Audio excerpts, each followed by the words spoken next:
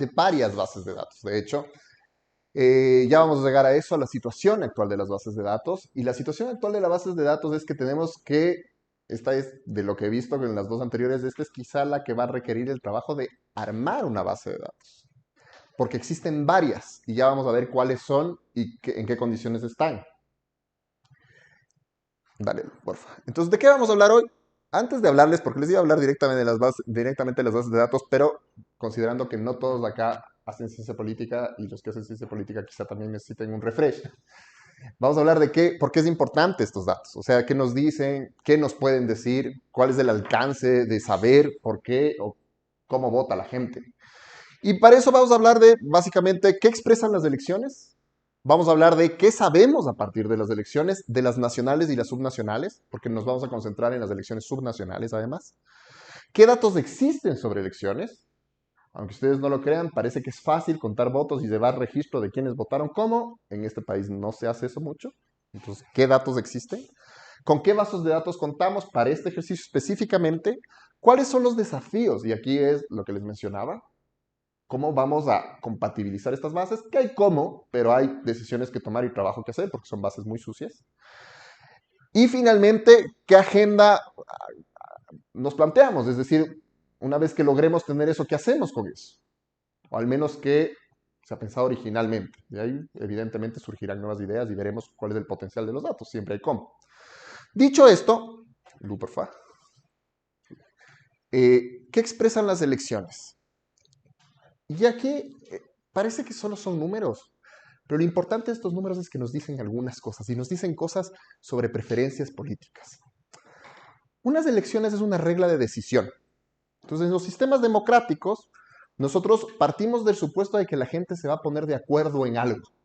De hecho, la elección es el último recurso. La idea original es que te pongas de acuerdo, la lógica de las democracias consensuales. La democracia consensual en donde no hace falta que lleguemos a la votación para tomar la decisión. Cuando ustedes están con sus amigos y dicen, comemos pizza o sushi, y dicen sushi, sushi, sushi, sushi, entonces ya no hace falta decir quién está a favor, quién está en contra, porque nos pusimos de acuerdo.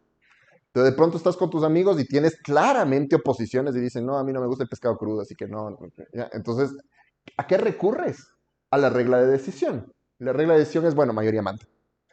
Pero en principio, la regla de decisión debería ser último recurso. ¿Y cómo se ve eso en los sistemas electorales? Normalmente se ve por el número de candidatos. Es decir, a más número de candidatos quiere decir que el proceso de consenso es más débil, porque no has logrado agregar. La idea fundamental es que si logras agregar, llegas con pocos candidatos. Eso ya vamos a hablar en qué datos tenemos, qué no. Pero la lógica es que las elecciones expresan preferencias, en este caso políticas. Y cuando decimos preferencias, preferencias, ¿qué le permite a uno evaluar qué tipo de preferencias, por qué tipo de preferencias está votando? Bueno, las más clásicas, ideología, izquierda, derecha, verdes, etcétera, clivaje ideológico. Por propuestas, la idea de uno más o menos tiene idea cuál es el plan que te está proponiendo cada uno, qué te está vendiendo cuando piensas en el escenario electoral como un mercado de votos. Tú dices, me están vendiendo un paquete de política pública y cuál es mi moneda, mi currency, es mi voto. Entonces yo voy a comprar esa propuesta. Por partidos, el partido muchas veces funciona como un broker. ¿A qué me refiero como un broker? Como es muy costoso que yo me entere qué propone cada quien. O sea, piensen en toda la gente por la que votaron hace un par de semanas. Entonces, leer el plan, etcétera, de cada uno es muy costoso. Entonces, el partido funciona como broker. Entonces, tú dices, yo me identifico con el Partido Socialista. O yo me identifico con el Partido Verde. O si es que hay un clivaje étnico, por ejemplo, el caso ecuatoriano, yo me identifico con el partido Pachacutic porque representa los intereses de los indígenas y yo me identifico con eso. Entonces funciona como un broker que te baja el costo de enterarte de todo lo que propone cada uno. Tú confías en que el partido me va a ofrecer un paquete más o menos interesante. Entonces nos da preferencias por partidos. En un escenario como el ecuatoriano, en donde además el costo de ser candidato es bajo en términos institucionales, es decir, puede ser independiente y por lo tanto no tienes necesariamente que pertenecer a un partido, puedes aparecer un día, yo necesito partido, el partido necesita candidatos, llegamos a un acuerdo y no importa ni la ideología, ni la propuesta, ni nada, también importa el votar por personas, preferencias personales. Y ahí se explica el encontrar el que es famoso de la tele, el que es famoso de la radio, el que ganó algún concurso de reality, no sé. ¿Por qué le pones a él de candidato? Porque si no te identificas con partidos, no te identificas con propuestas, no te identificas con ideologías, bueno, ¿qué te vendo? Te vendo al famoso. Y te estoy vendiendo la personalidad. Entonces, preferencias personales. Preferencias por conveniencia. Aquí puse uno de los tipos, que es el clientelismo. ¿Qué es esto de la preferencia por conveniencia? A mí me conviene que gane tal o cual partido. ¿Por qué? Y esto se conecta con algo de lo que vamos a hablar al final en la agenda de investigación. ¿Por qué? Porque cuando él gana, si es que él gana, yo tengo alguna preferencia personal garantizada. Que puede ser, puede o no caer en corrupción, no necesariamente. Puede no necesariamente ser algo corrupto, pero yo gano algo, algo específico. No es un bien público, pero yo gano algo. Pensemos mal, pensemos en corrupción, me va a dar contratos o va a contratarme. Normalmente los equipos de trabajo, ustedes saben, los políticos tienen al menos un porcentaje de sus cargos a disposición, es decir, son de nombramiento de confianza. Entonces tú sabes que si es que gana tal o cual alcalde me va a contratar.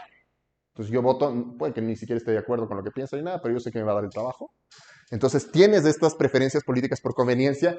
Evidentemente esto es más claro y eso es interesante, esto es más claro, o sea, se puede ver mejor en unidades más pequeñas, por ejemplo los municipios.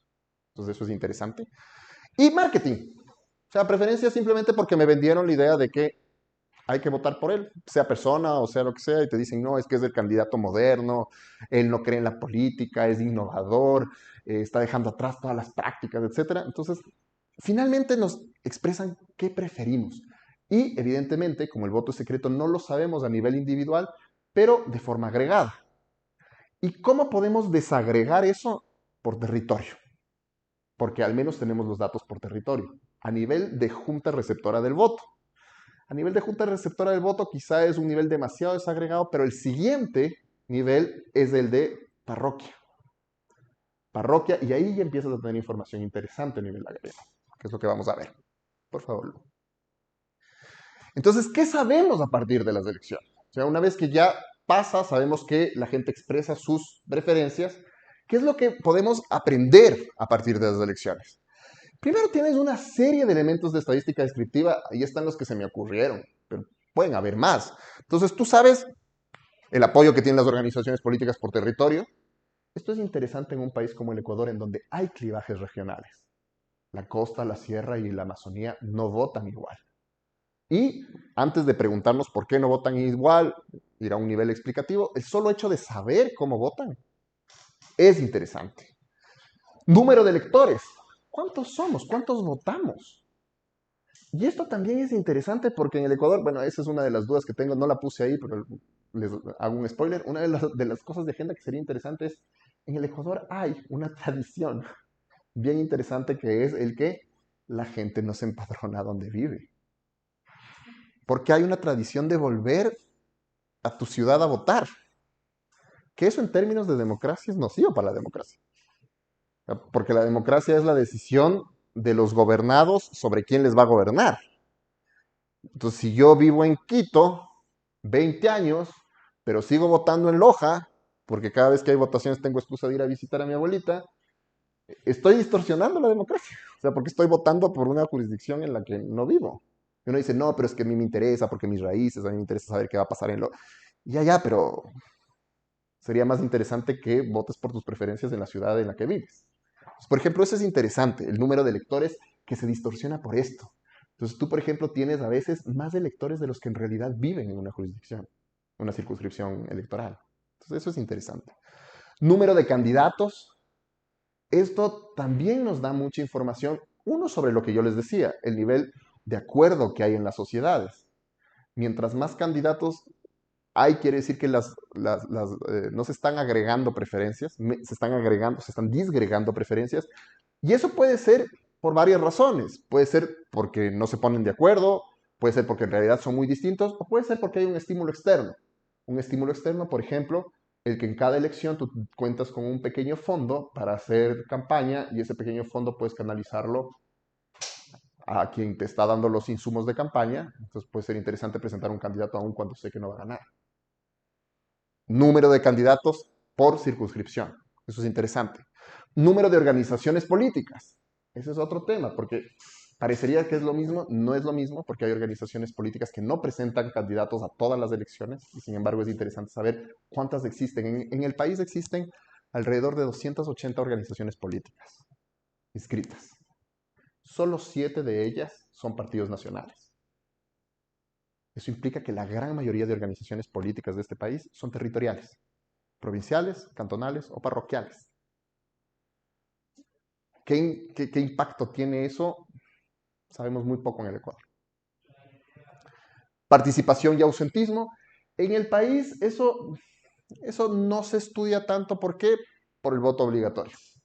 Esto es muy importante en los sistemas electorales cuando el voto es voluntario, porque tú dices quién va a votar efectivamente y con qué legitimidad se elige al gobernante. En el caso ecuatoriano, eso está distorsionado porque tienes voto obligatorio. Aún así, casi siempre hay un 20% de ausentismo en promedio en el país, en cada elección.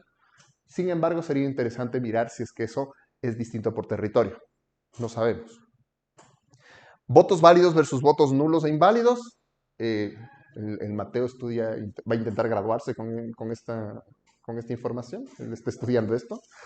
Es súper interesante porque tiene dos cosas interesantes. Lo que se pregunta el Mateo sobre si es que los nulos y blancos, inválidos en general, y blancos tienen naturalezas distintas.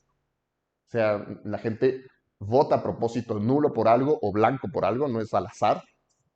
Y además tiene un efecto porque como nosotros calculamos el triunfo de un candidato sobre otro, es solo sobre el universo de votos válidos. Es decir, sacamos todos los nulos e inválidos. Los nulos e inválidos históricamente en el país también mantienen un cierto número constante, pero han ido creciendo. Quizá algo que fue tremendamente importante fue la última elección presidencial, en donde Guillermo Lasso gana con su peor votación histórica. En términos absolutos, él sacó el menor número de votos en todos sus intentos. ¿Cómo gana? Porque el voto nulo creció de la primera a la segunda vuelta electoral de tal forma que redujo el universo y le permitió ganar. Entonces, estudiar eso también nos permite entender el universo sobre el que el candidato está siendo electo. ¿Cuántos votos estamos contando en realidad? Estamos haciendo válidos, valga la redundancia. Apoyo de candidatos por territorio, esto es bastante obvio.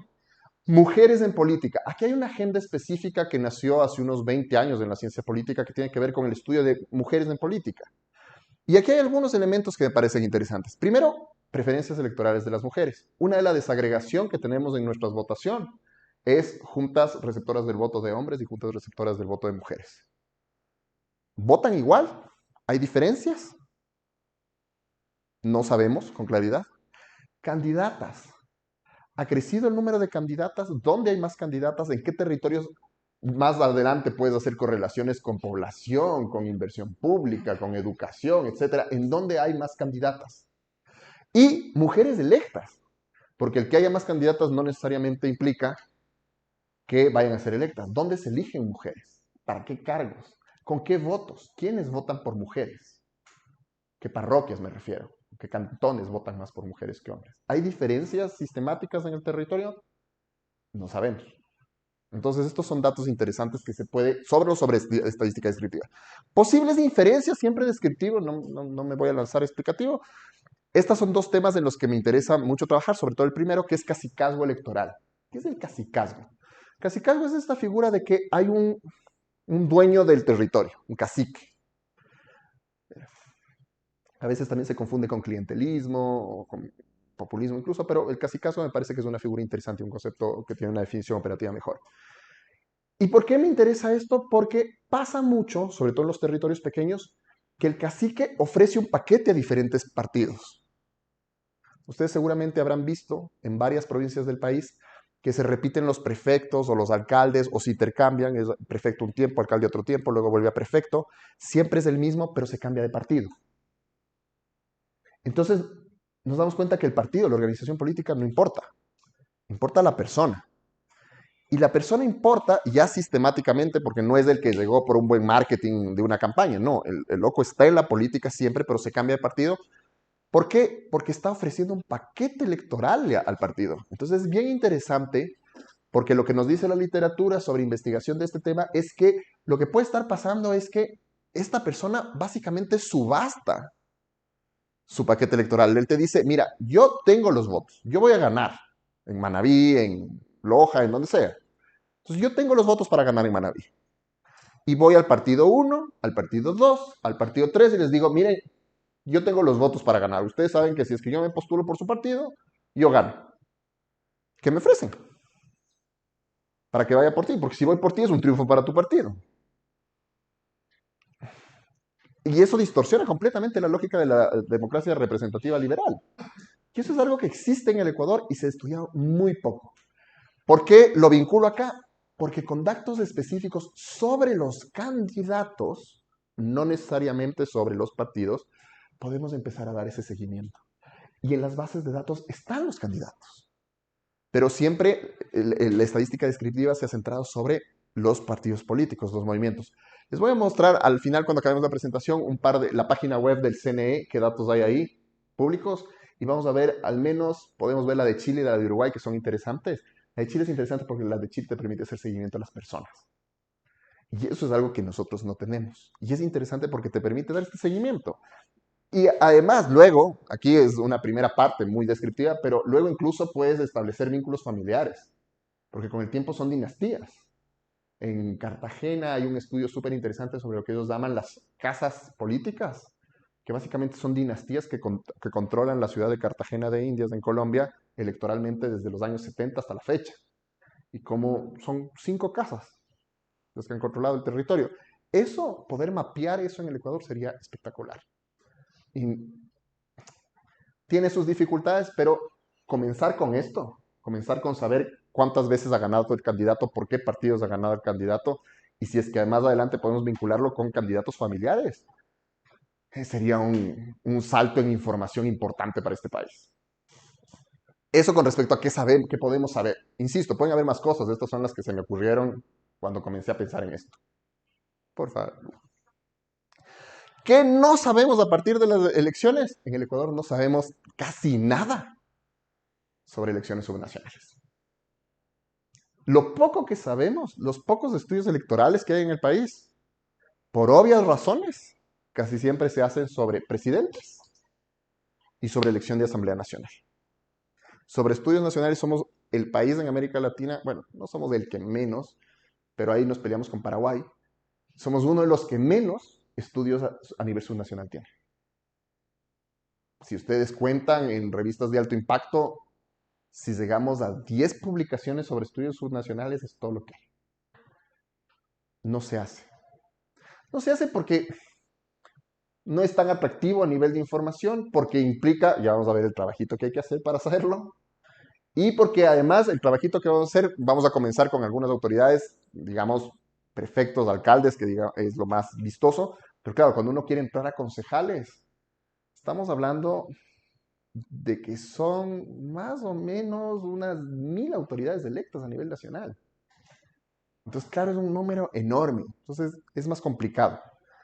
Pero, por algún lado hay que empezar. Lu, por favor. ¿Qué datos existen? Y aquí, por favor, circúlenle a este. Este es uno de esos. Estas son las cosas que publica el Consejo Nacional Electoral. El Consejo Nacional Electoral publica casi siempre esto que está yendo ahí, que es como el documento oficial después de las elecciones. Probablemente en unos 3 o 4 meses veremos uno como ese del 2023. Este es las últimas elecciones subnacionales en el Ecuador. Entonces te va publicando, ese es el que está aquí, el del 2019, 2021, consulta popular del 2018. Y a veces nos dan algunas otras publicaciones que tienen que ver con, por ejemplo, con temas. Participación política de las mujeres, consultas populares, análisis de consultas populares, indicadores de fragmentación, en fin. Estas son todas las publicaciones que hay del CNE. Quizá la única histórica importante que hay es esta, la primera que sacaron, que son las elecciones presidenciales del Ecuador desde 1948 hasta el 2017. Que también es interesante porque da cuenta de todos los datos que no tienen. Entonces tienen los resultados y los votos totales, pero no tienen, por ejemplo, blancos, nulos. de muchas elecciones no hay. Eh, entonces, ese es un serio problema. No tenemos muchos datos. Lupo, fa la siguiente. Y da bases completas de resultados solo a partir del 2002. Lo cual es brutal. Porque al menos uno esperaría que tengamos del último periodo democrático, o sea, del 78 en adelante. Y no. Las únicas bases que el CNE certifica son a partir del año 2002. Las anteriores se pueden obtener por fuente secundaria, estudios previos que hacen alusión a las bases de datos, unos más completos que otros. Hay uno de ILDIS, me parece, que es bastante interesante sobre prefectos y alcaldes desde el 78. Evidentemente se concentra en los que ganaron, no en los candidatos ni votación desagregada. Entonces, ese ya es un serio problema. O sea, porque tenemos elecciones solo desde que inició el siglo. Y sobre esas, ¿en cuáles nosotros nos vamos a centrar?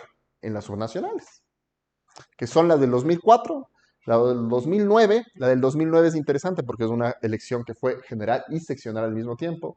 Fue después de la nueva constitución, por lo tanto se tuvo que renovar todas las autoridades, por eso fue general y seccional al mismo tiempo. Tenemos la del 2014 y la del 2019. Y lo que estamos esperando, ya ayer me parece, se cerró oficialmente la fase de escrutinio electoral del 2023 y se abre para impugnaciones. Esperemos que en unos 2 o 3 meses termine el proceso de impugnaciones y tengamos ya datos certificados de 2023, lo que en total nos da 5 bases de resultados electorales a nivel subnacional. Eso es lo que tenemos. Es loco porque hay países en donde puedes trazar electorabilidad desde el siglo XIX, básicamente. Nosotros con suerte podemos hacerlo desde el XXI, pero ¿Y por qué? O sea, ¿qué ha pasado? se han quemado archivos, han desaparecido disquetes, para los que conocen el concepto, desaparecieron disquetes, se comieron las ratas o las iguanas, las de actas electorales. En el archivo de Guayaquil se quemó el archivo electoral. En el de Esmeralda se comieron las iguanas, literalmente. Entonces no te certifican. Y las bases que hay, porque he movido todos mis contactos en el CNE, entonces algunos te dicen, sí, te puedo conseguir información, pero es fragmentada, no certificada. Entonces no sabes. Las certificadas son estas. Y son las que están publicadas también. Y ponte a hacer una búsqueda documental en periódicos. Podría ser, ya te digo, hay fuente secundaria. Sí. Hay fuente secundaria, no lo puse aquí, me olvidé. Este estudio de ILDIS que estuve revisando es bien interesante porque es del 78 al 98, me parece. Creo que son los primeros 10 años. Y claro, al menos sobre resultados de prefectos y alcaldes tienes. Pero claro, no tienes información sobre todos los candidatos ni la votación de todos los candidatos, sobre los que ganaron. Entonces y es información secundaria. El ILDIS es más o menos serio, puedes confiar en que esa información es correcta, pero no tienes la información oficial. Es que también hay un montón. Recuerdo que cuando estaba haciendo una de las partes de mi doctorado, hicimos el cambio con cuentas nacionales, que quería ver hasta un petrolero. Es chistoso porque desde el 96 hasta el 2006 no se publicaron cuentas nacionales, todo el periodo de la dolarización. Y conversaba con las personas, o sea, lo anterior tenían ya solo disquetes, o sea, tenían cosas grabadas, tenían CDs que habían grabado, y después todos los archivos de ese periodo no había, no publicaron, y después desde el 2006 se hizo una recopulación solo hasta el 2000 para tratar de estadísticamente recuperar, pero no tenías 10 años de información que literalmente ni siquiera desapareció, sino fue por orden que dejaron de hacerlo durante 10 años, simplemente por intereses políticos. Claro. Yo un momento dije, ¿será por el CNE? Pero no, el CNE nace en el 2008. O sea, esto de aquí es del Tribunal Supremo Electoral, del TCE que existía antes. Entonces yo dije, porque en un momento dije capaz y no recuperaron la memoria institucional, pero sí la recuperaron desde el 2002. El problema es que antes del 2002 no hay. Y hay varios colegas politólogos que trabajan temas electorales y que, de hecho, me decían, si consigues algo avisarás. O sea, es como todos tenemos un pacto ahí de sangre, de si alguien consigue bases antes del 2002, compartimos, porque no tenemos. Entonces esto sí ha sido, este es quizá un gran limitante. Ahora, claro, yo ya lloré por esto lo suficiente, entonces dije, bueno, lo que hay es lo que hay. Y al menos en el mejor de los casos vamos a poder trabajar sobre 5 elecciones subnacionales. Y eso también es interesante por la agregación de votos. Hay mucha literatura, pero ninguna cuantitativa, ninguna basada en estudios cuantitativos, sobre la diferencia entre elecciones nacionales y locales. Y casi siempre se dice que no es lo mismo, que no se puede asumir la lógica. De hecho, esta es una tesis de Simón Pachano, que es, digamos, el politólogo más respetado de este país. Y él siempre, en varios de sus libros y textos, etcétera, te dicen no es lo mismo. Pero a mí me queda la duda.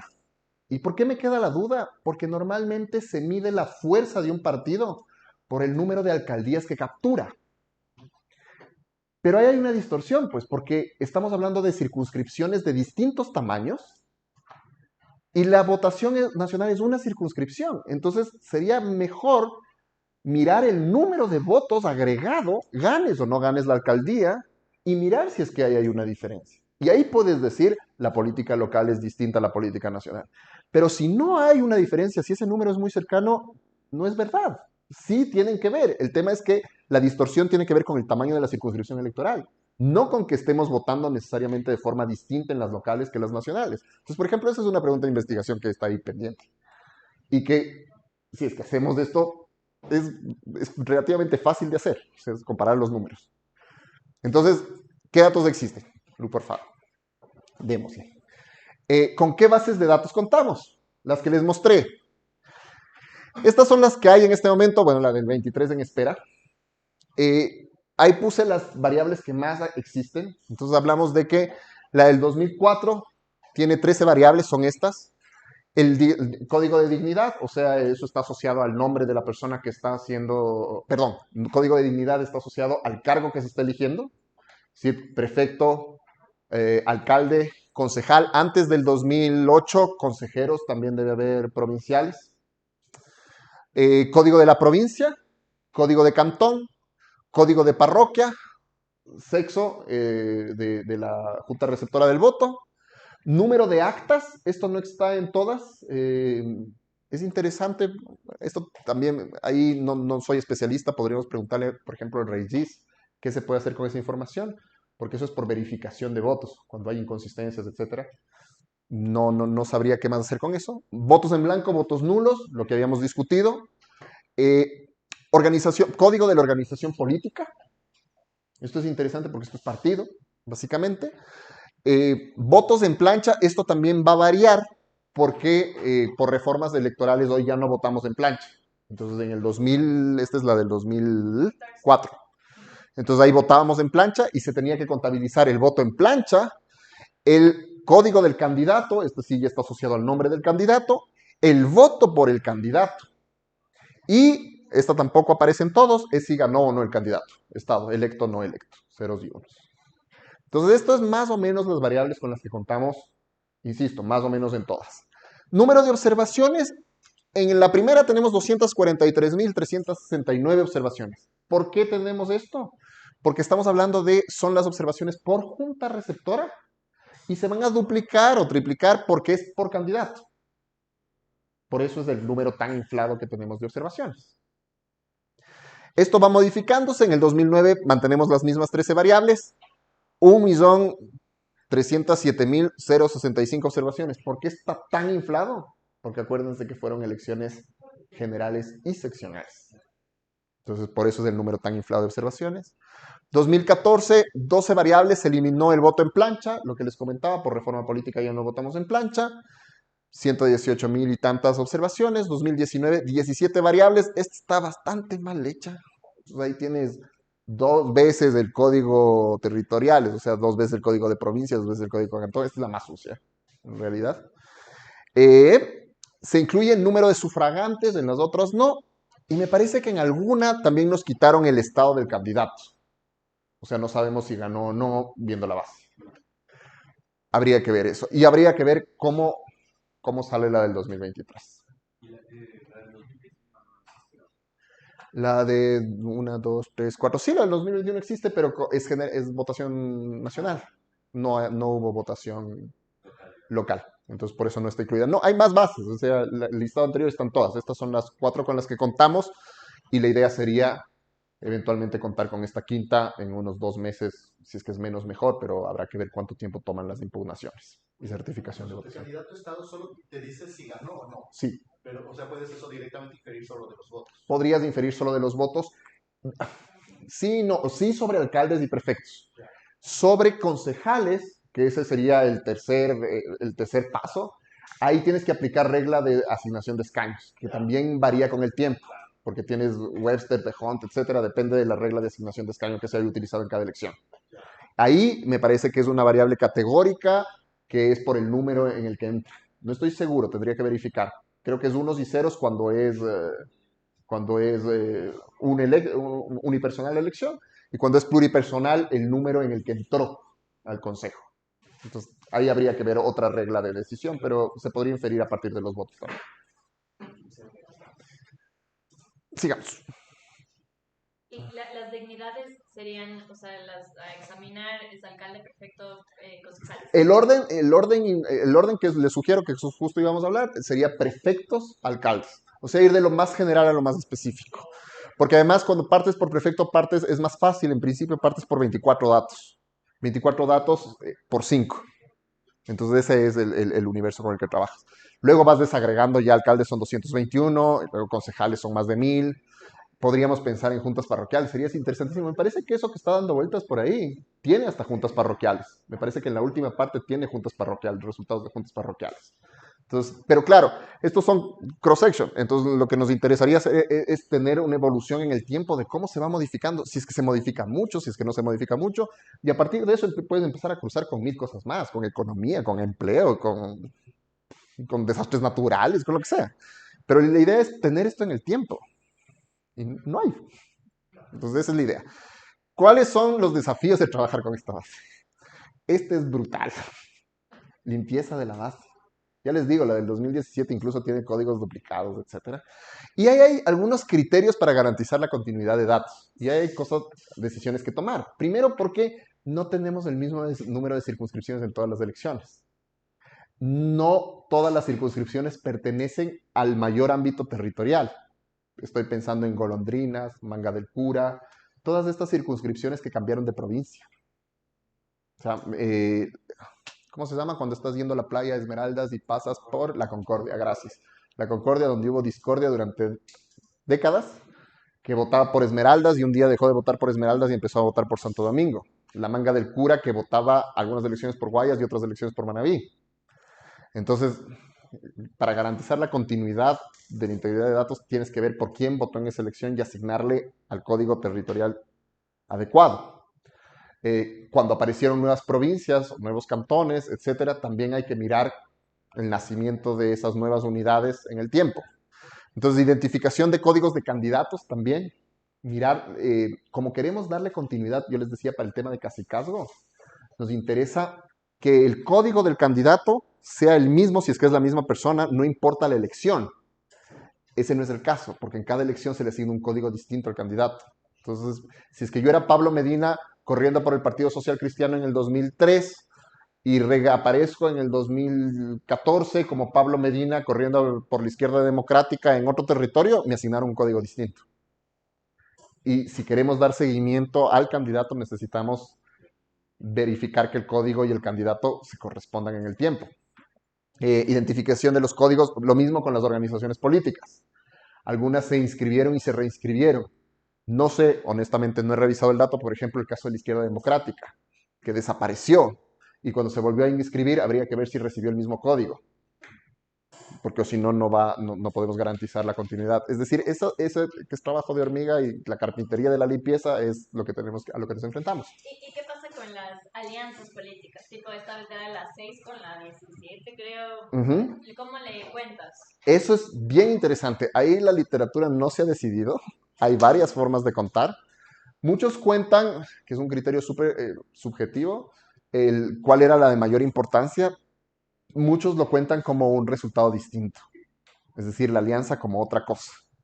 Entonces, que es una suerte de distorsión también. Es decir, ahí hay una decisión que tomar que ninguna es perfecta. O sea, porque o lo asumes, tienes básicamente tres caminos.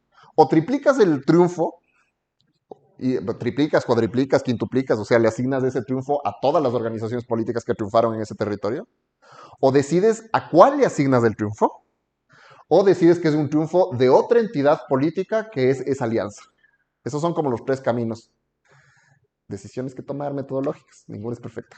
O trabajar simultáneamente con las 3 decisiones. Ajá. Lo que te decía, asignar a las 3 y decir, mira, los 3 triunfaron. Y ahí no puedes asignar, porque claro, algunos dicen, es un triunfo del Partido Social Cristiano. Si el Partido Social Cristiano está asociado con 4 más, es del Partido Social Cristiano. Hay algunas asociaciones que son más claras. Por ejemplo, me parece que en las 2 últimas, antes de la del 23, en la del 19 y la anterior, Partido Social Cristiano en Guayas era Partido Social Cristiano Madera de Guerrero. Y esa siempre fue una alianza política. Y siempre se han presentado juntos y solo esos 2. Entonces tú puedes casi darle continuidad y decir, esto es Partido Social Cristiano, punto. Pero cuando eso es móvil, por ejemplo, Pachacútec se ha aliado con todo el mundo porque los partidos buscan a Pachacútec en la Sierra Centro. Porque la mayor parte de partidos, sobre todo los de la costa, por ejemplo, no tienen entrada en la Sierra Centro. Entonces, ¿qué buscan? Una alianza con Pachacútec. Y Pachacútec tiene las alianzas más raras del universo. O sea, Pachacútec se ha aliado con el PRE, con el PSC, con la Izquierda Democrática, con la Alianza País. Ha bailado con todos. Y al mismo tiempo, en la misma elección, con unos en un lugar y con otros en otro. Entonces, por ejemplo, esa es una decisión metodológica bien fuerte cuando pensamos en analizar a la organización política. El candidato no importa, porque el candidato es el candidato, sea de donde sea. Pero si le quieres atribuir eso a la organización política, hay que mirar qué hacemos. Hay literatura, ninguno es perfecto. Y a nivel nacional se busca también que hay una alianza que tenemos un problema de identificar, obviamente digo, de si es un partido regional o si es un partido nacional. Con seccionales. Una sopa de todo, ¿no? Sí. Por eso es que, no les voy a mentir, la base de datos subnacional tiene mayores complejidades justo por eso. Porque cuando es una circunscripción nacional, es un partido todo el país. Acá juegas en cada elección de diferentes formas al mismo tiempo. Por eso es que también tenemos menos estudios sobre lo subnacional. Es más complejo. Una pregunta, en los códigos de los candidatos, tienes el nombre del candidato completo. Sí. O sea, el que sí está registrado en el... Sí, en el CNE. Ya, se verás. De hecho, tienes una base adicional. Normalmente el CNE, ya les voy a mostrar qué te manda el CNE, pero el CNE te manda una base en donde están los códigos de organización política, los códigos de candidato, los códigos bla, bla, bla, bla, bla, y luego te manda la base de resultados, que es la que tiene las variables que les mostraba.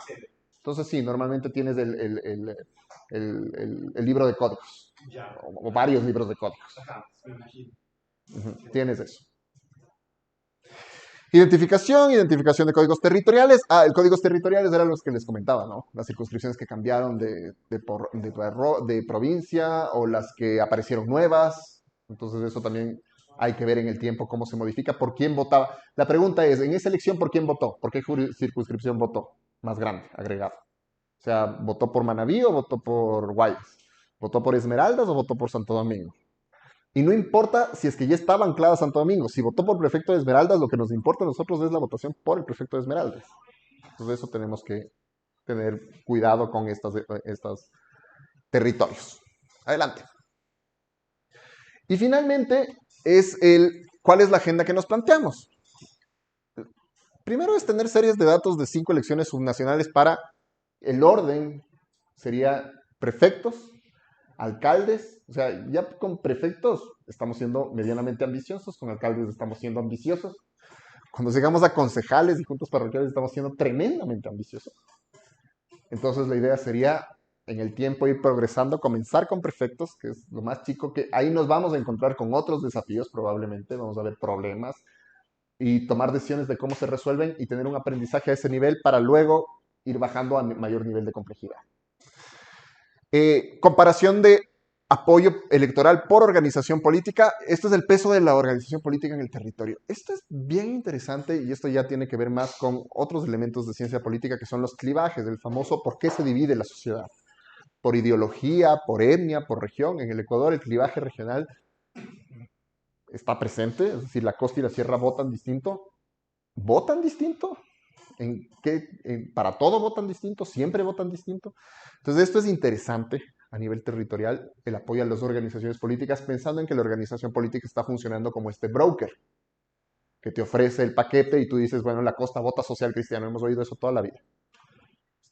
Sí, bueno, acaba de perder Guayaquil, habría que ver históricamente qué pasó, es interesante. Y lo otro es la comparación de apoyo electoral por persona. Y aquí ya les había contado, les había adelantado, a mí me parece tremendamente interesante el profundizar la investigación sobre el cacicazgo. Porque si existe, si tú, puede que esto sea anecdótico, entonces tú dices, sí, sí existe cacicazgo en 2 provincias y 8 cantones a nivel nacional. Entonces tú dices, bueno, 8 cantones de 221, pero si es que tú, por ejemplo, descubres que hay cacicazgos profundos, extendidos en el tiempo, en varios lugares, toda la lógica de representación de partidos políticos, de sistema de partidos políticos no sirve. O sea, no está cumpliendo en absoluto su función. Es un mercado de subasta de mi paquete electoral. Entonces, yo tengo toda esta gente que vota por mí y me voy a subastar al mejor postor en los diferentes partidos políticos. Pero todas esas son hipótesis, nada de eso se ha corroborado empíricamente. Entonces, aquí hay cómo empezar a hacer ese tipo de investigación. ¿Y quién se perfila como un ejemplo de cacique, diríamos, reciente? La familia Zambrano, la familia Cherres en El Oro. Y digo familias porque además no solo es, normalmente es el padre, el hermano, el hijo, a veces hasta nieto, que además juegan con los cargos, casi siempre locales, y coquetean, cuando coquetean con la política nacional, casi siempre es asambleísta provincial. Entonces, ¿cuál es el perfil? Esa es otra cosa que sería interesante. Los primeros estudios te muestran que el perfil casi siempre es concejal, prefecto, alcalde, asambleísta nacional, prefecto de nuevo. Esa es, por ejemplo, una línea de trayectoria. Que además es rarísima, es todo el estudio de carreras regresivas en el Ecuador, porque normalmente la carrera del político se entiende que va de lo menos a lo más. En los estudios internacionales te muestran que uno comienza siendo concejal de su cantón y algún día termina siendo senador si es que hay 2 cámaras. En el Ecuador eso no pasa. En el Ecuador, de hecho, se valora mucho más a veces el cargo ejecutivo local, sea prefecto o alcalde, que el ser asambleísta nacional. Entonces, yo prefiero ser alcalde de mi cantón que ser asambleísta nacional. ¿Por qué? Bueno, porque administras plata. Porque el asambleísta nacional tiene menos prestigio y menos que mostrar. Entonces, si tú haces carrera de político, irte a Quito, si es que eres de provincia, es 4 años en donde desapareces de la política, no es negocio. Porque no es prestigioso, además. O sea, a nivel provincial no es prestigioso ser asambleísta. Eso a los quiteños les importa, no mucho más. Entonces, eso es interesante. Y ahí tú tienes caso de la familia Zambrano, caso de la familia Cherres. Se me escapa otra típica. No es lo mismo que ser un camisetero. Sí, bueno, es que lo que pasa es que el camisetazo se entiende como otra cosa. El camisetazo se entiende como el transfugismo a nivel de una vez electo. O sea, el camisetazo es cuando tú llegas por un partido, ya estás sentado en el curul y te camiseteas. Entonces, o te declaras independiente, una opción. Ese es el camisetazo light. Y el camisetazo duro es, no me declaro independiente, me cambio de partido, me cambio de bancada, de hecho. Pero el camisetazo es ya y normalmente en la asamblea o en los consejos. Esto no es tanto camisetazo, te cambias de partido, sí, pero no es cuando estás electo, sino más bien te subastas previamente. Es un paso antes, es electoral. Es porque yo te puedo ofrecer algo. Y a ti te interesa que te ofrezcas algo. Hay algo de literatura, no he revisado todo, la verdad, pero hay algo de literatura, sobre todo sobre esto de cacicazgo en Manabí durante la Revolución Ciudadana. El cómo se ofrecía el paquete. O sea, llegaba alguien y decía, loco, yo he ganado las últimas 5 elecciones. Voy por tu partido. Y claro, yo no tengo candidatos, me costaría años lograr posicionar mi partido aquí. ¿Qué hago? Bienvenido al partido. 2 elecciones más tarde, Alianza País cayó, Moreno se desafilió, todo se fue al diablo. Ese mismo candidato va y busca y sigue ofreciendo y sigue ganando, pero para otro partido. Entonces, no, la constante es el candidato ganando. Y uno ve diferentes partidos que ganan, pero en la práctica, ese es, insisto, ese es teóricamente. No hay estudios empíricos sobre el tema, al menos no a nivel cuantitativo. Una pregunta. Usted menciona que el cacicazgo es básicamente como esta subasta de un paquete político y más o menos eso corroe la lógica principal de lo que es una elección, ¿no? Que digamos, uno mediante su voto expresa estas preferencias personales. además de los datos que tenemos acá, ¿qué otros datos serían necesarios como para intentar entrever la causalidad? ¿Acaso que, digamos, hay, digamos, una lista ordenada de estas postulaciones o temas y yo ya tengo una preferencia, entonces me gustaría votar esa preferencia? Es que históricamente al votar por estas preferencias, esas preferencias después no son realizadas, entonces ya no tiene sentido, pues algún otro tipo de... Es súper interesante lo que planteas. A ver, primero, no viola necesariamente los principios democráticos porque la regla de la mayoría se sigue aplicando. O sea, yo ofrezco el paquete, pero ojo, de todas maneras me voy a someter a la prueba de la elección. Y puede pasar que un día ya no gane, en cuyo caso se devalúa mi valor como candidato, como cacique electoral, porque ya no puedo demostrar que gano. O sea, el valor de un cacique electoral es haberse sometido a más de una elección y poder llegar y decir, mira, en las últimas 3 elecciones, mi candidato, o yo mismo, o yo y mi hijo, no sé, el que sea, ganamos. O sea, la probabilidad de que yo gane, si yo te ofrezco esto, es alta. El rato en el que ya no gano, ya mi valor como cacique cae. Entonces, no estás violando la democracia, lo que estás violando en realidad lo que se está desestructurando, desdibujando es la lógica del sistema de partidos, porque el sistema de partidos políticos teóricamente es la propuesta, la ideología, el clivaje, el que sea, el que gana. No es que yo voy a buscar a alguien que me dé el triunfo, no me importa la ideología, etcétera. O sea, rompiste con toda la lógica de que, qué sé yo, si yo soy Pachacute, que estoy buscando un candidato que más o menos sea sensible a las preocupaciones del movimiento indígena, en principio. Pero yo llego a Manabí y me encuentro con alguien a quien no le importa nada, pues es racista, etcétera, no me interesa. El punto es que el loco me ofrece ganar. Y yo le afilio al partido. ¿Por qué? Porque me da triunfo electoral a él. Entonces, rompes la lógica de partidos, no necesariamente la democrática. ¿Qué más se necesitaría para empezar a hacerse preguntas causales? No sé, ahí habría que plantearse algunas hipótesis sobre todo pues, sobre gestión en el territorio. ¿Esta gente cumple la oferta? Porque podría ser que más allá de la ideología que tenga, él es efectivo y siempre gana porque hace obra pública. Opción 1.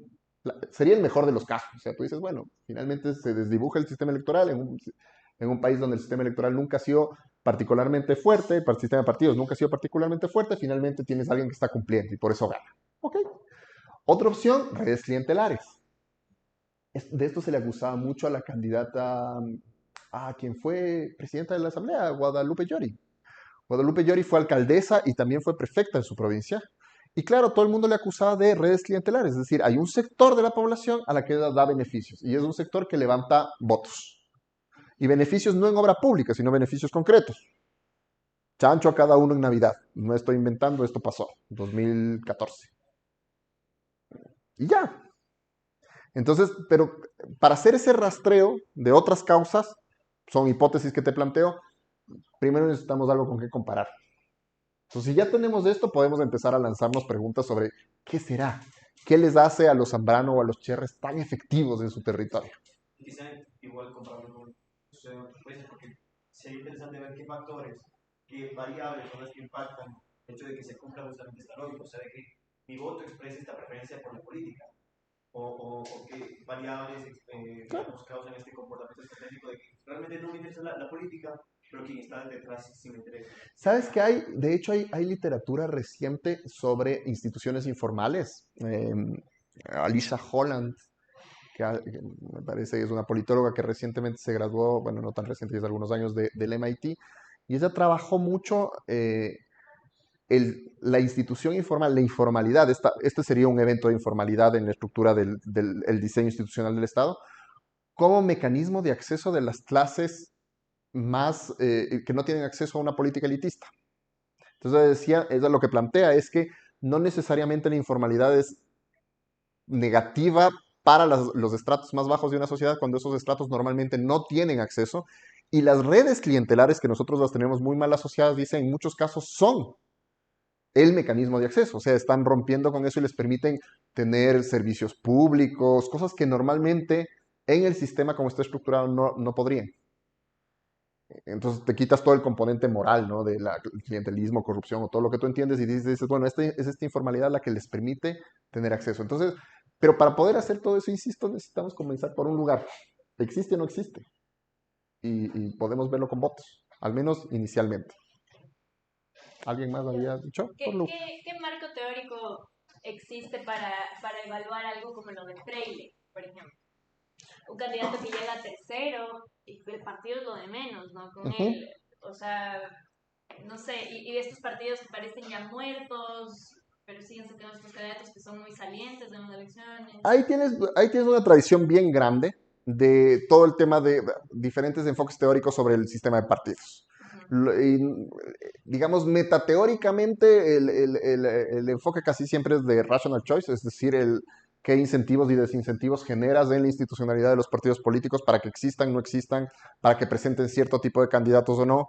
Entonces, es rational choice y neoinstitucionalismo económico, si quieres, o sea, en donde tú dices, la institucionalidad está generando esta serie esta matriz de costos y de incentivos que hacen que un partido político, por ejemplo, si es que no me exiges que el candidato sea de mi partido político, puedo entrar con cacicazgo, puedo entrar con el más popular de la época, etcétera. ¿Y por qué yo quisiera seguir existiendo? Bueno, esa es una distorsión de, por ejemplo, el fondo para publicidad política durante las elecciones. Hay dos grandes fondos, el fondo de desarrollo partidario, que ese es uno que se asigna a los partidos durante todo el tiempo que existen en función de si cumplen o no ciertos umbrales de votación para el desarrollo del partido. Y hay el fondo para elecciones. Y el fondo para elecciones lo reciben todos porque todos tienen que darse a conocer. Y el fondo cuando se recibe es la organización política la que decide dónde se asigna. Entonces, si es que tú quieres, tienes un gran incentivo para cada 2 años, que tenemos elecciones en Ecuador cada 2 años, tienes un fondo que puedes asignar, si pensamos mal, a quien a ti se te antoje, entonces a quien te hace los afiches, etcétera, y el Estado paga.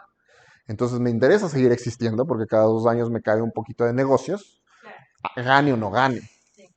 Entonces ahí, si es que aparece un candidato que me puede conseguir un poco más de votos y me garantiza que mantengo los umbrales para no desaparecer como organización política, pues venga. Y pasa que ese candidato puede ser Freire entrando al Partido Socialista, que ideológicamente no tiene nada que ver, pero el Partido Socialista necesitaba una buena votación, Freire necesitaba un partido con el cual ir, no hay más exigencias, entonces la estructura, el neoinstitucionalismo, te diría, la estructura de institucional te genera esas posibilidades. Otra cosa sería si es que tú le exiges al candidato, por ejemplo, 2 años de militancia. Entonces ahí ya disminuye eso. O le quitas los incentivos para existir en el tiempo. Ya no hay fondo partidario para publicidad. Entonces ya no tiene sentido que exista, que desaparezca, me da igual. Entonces, ese es un enfoque. Hay otros enfoques más normativos también, de qué es lo bueno y lo malo para la democracia. Hay amplia literatura sobre el sistema de partidos. En ese sentido, sí podemos anclarnos sobre, viendo esto, podemos decir, hacernos las preguntas del por qué hay estas votaciones, por qué hay organizaciones políticas que se juntan con líderes que no son parte de sus militantes. Y eso pasa en muchos partidos. O sea, es súper interesante lo que pasó con la izquierda democrática. La izquierda democrática, una de las cosas que hizo bien fue generar una estructura de jóvenes, de militantes nuevos, pero el rato de decidir los candidatos decidió a dedo. Y eso también hizo que mucha de esa estructura se caiga 4 años después. Entonces te dirías, bueno, es que por ejemplo, si seguimos con la perspectiva del neoinstitucionalismo económico, tú dices, si es que generas elecciones primarias obligatorias, eso cambia, porque tú generas una base y para ser candidato tienen que votarte. Elecciones primarias cerradas, además. O sea, solo la gente del partido puede votar por mí y asegurarse de que yo sea el candidato para concejal. Entonces, si traes a alguien nuevo, no conozco a la gente, no necesariamente consigo los votos. Entonces, ese sería uno de los marcos que es con el que yo más he trabajado al menos. ¿Alguna otra pregunta? También me imagino que todas estas dinámicas, primero, o sea, puede haber una diferenciación territorial o puede no. Puede ser una agregación que dices, ponte solo Manabí y Esmeraldas funciona de esta forma, se ve un patrón, pero también supongo que cambian sobre el tiempo. Es una cosa es el Ecuador 2002, 2012, 2022. Y eso es interesante. ¿Cambia en el tiempo? Eso es súper interesante porque, por ejemplo, nosotros asumíamos que con los 10 años de la Revolución Ciudadana el clivaje costa-sierra se había acabado. De hecho, algunos politólogos así, predictólogos, se lanzaron y dijeron, se acabó el clivaje costa-sierra. Elecciones de Lazo 2021, el clivaje costa-sierra está más vivo que nunca. Y uno dice, bueno, pero es el clivaje por el movimiento indígena. ¿Es solo por el movimiento indígena? Ahora tienes una elección en donde el movimiento indígena no está como principal actor porque es subnacional. Podríamos ver si es que es solo por el movimiento indígena o de hecho tienes datos demográficos de dónde está la principal concentración indígena, o si es que en efecto existe un clivaje costa-sierra y simplemente la costa y la sierra en este país votan distinto. Pero no sabemos, son muchas intuiciones, hay un montón de intuiciones que hemos repetido una y otra vez que pueden ser ciertas, pero ya saben, eso es lo lindo de la ciencia, el saber si son ciertas es la parte chévere. Claro, porque también me ponía a pensar, o sea, me ponía a pensar que capaz que estoy analizando estas cosas a nivel, tal vez en otras parroquiales no tanto, porque a veces no se sabe ni siquiera que, Son chiquititas. yo no sabía que había que votar ni siquiera por juntas parroquiales esta vez. Además que no es en todas, no es en todo el territorio, solo en el territorio rural. Pero podría ser información interesante sobre cómo vota la ruralidad. Claro, exactamente, porque puede haber una dinámica ahí.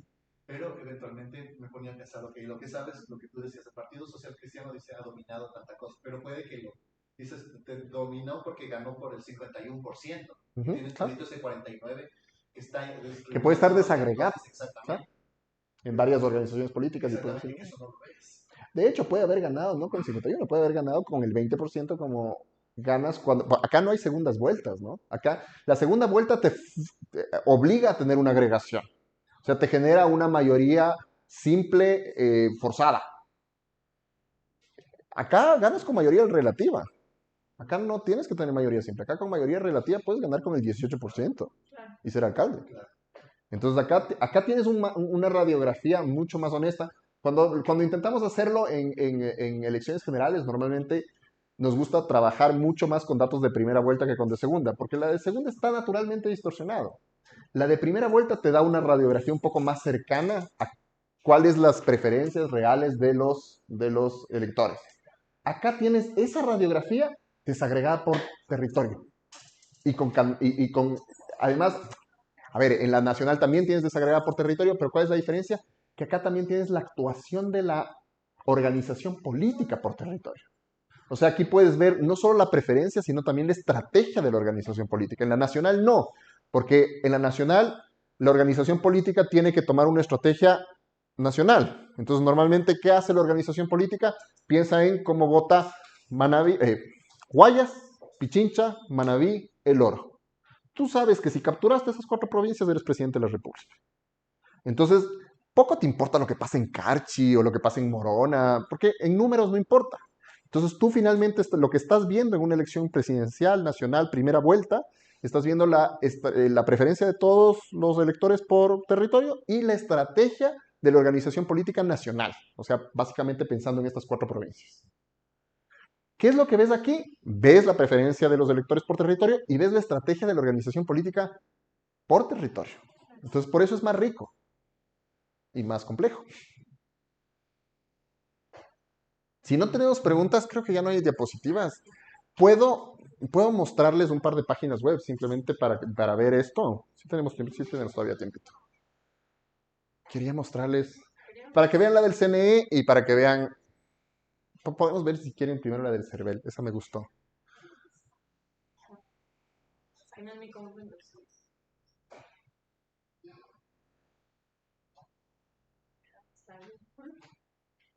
¿Alguien es usuario de PC en esta sala? O sea, yo creo que hablo los 2 idiomas. Ay, no, espera. Déjame detener la grabación porque me da miedo.